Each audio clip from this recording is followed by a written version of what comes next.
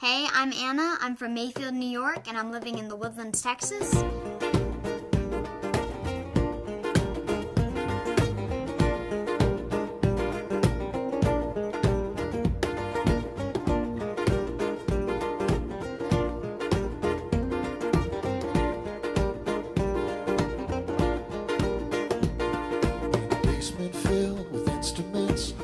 Anna has been Anna since day one.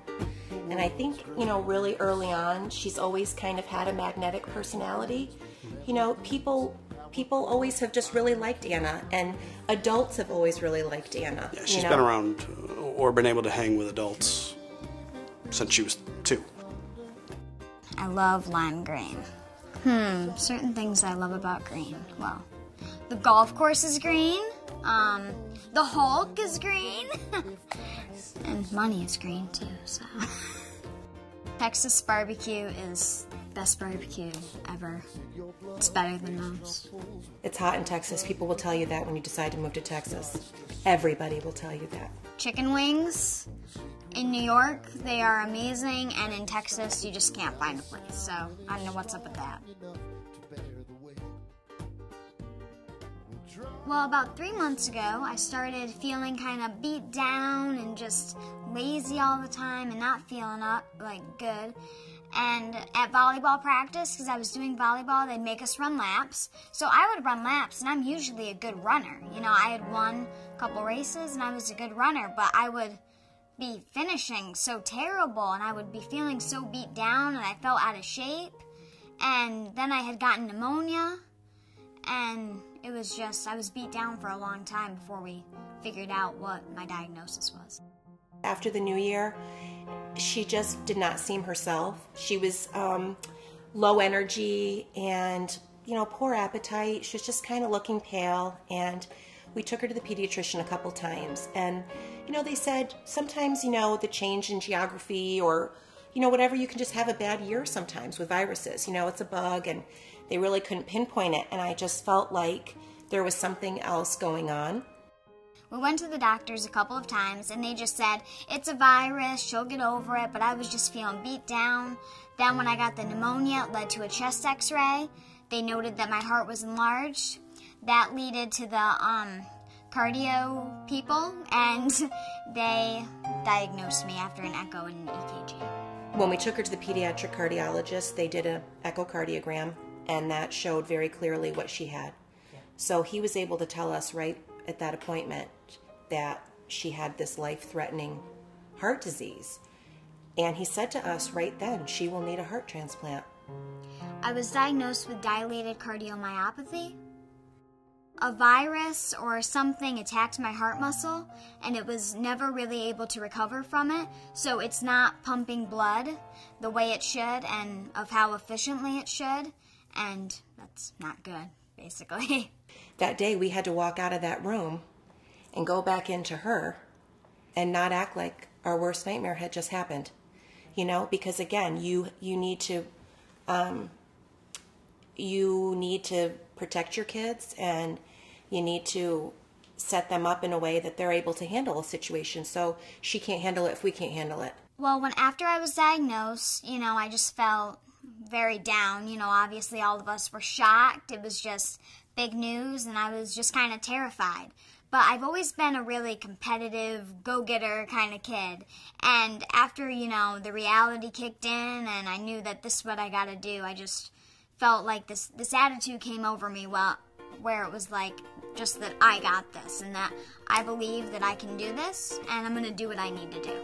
Transplant to work, and how do you make it stay? And listen to what the docs say. How do you keep the heartbeat in my chest? Oh, how do you solve a problem like a heart disease? We were just in the hospital, and I was just kind of joking around with it, being optimistic about it, and I just started using one of the other songs and started singing about my heart disease, and it turned out to be something that I liked to do and that other people liked.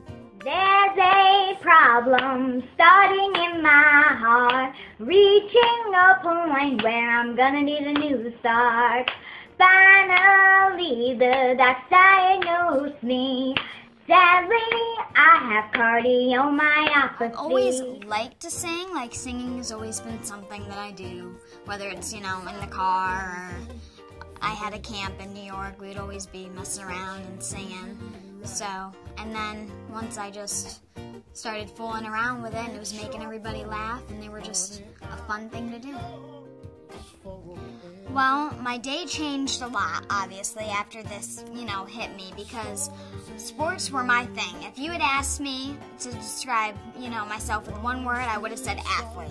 So now, that's still possible, though, because of the golf, but I can walk up the stairs, but I can't even overdo it by doing that. I've always liked golf, and now I'm really going to get into it and start doing it, because golf is something I can do. My dad also golfs, so he's been giving me pointers and stuff, and we've been getting out there and doing it, and I just got new clubs, so I'm super psyched about that. My family just started saying, this is how we're going to get through this, with humor. Humor and optimism, that's, what's going to take us through this. That's how we're going to do this. And then it just kind of came to me that humor heals the heart, and that we could show other people our story, and they can follow me. And we got the URL, and we got everything situated, and now we have humorhealstheheart.org. It's just kind of been our family's motto, that life is good, and whatever, gets thrown at us, we really took with a positive attitude, because we can really tell how lucky we are. But, so that's just the attitude that I chose to have while I'm going through this, because that's the attitude that I've really always had. Obviously, I can't be optimistic all the time. I mean, I'm 12, I have my days, but overall, I just am optimistic about this. She and her sister, being 12 and 9, the dynamic has changed a little bit over the last year. They are either at the point where Lila's completely on Anna's last nerve, or they are being so silly and so crazy together and laughing so hard that you can't even calm them down. You can't even separate them. I asked my mom if I could do a lemonade stand, and I would pay for all of it with my own money, and she said I could. So after like a week, she brought me to the store to buy all the stuff, and I told my friends that they could help me, and they wanted to. So after like a couple weeks after that, we ended up doing it, and I earned $2,179. So one of the good things,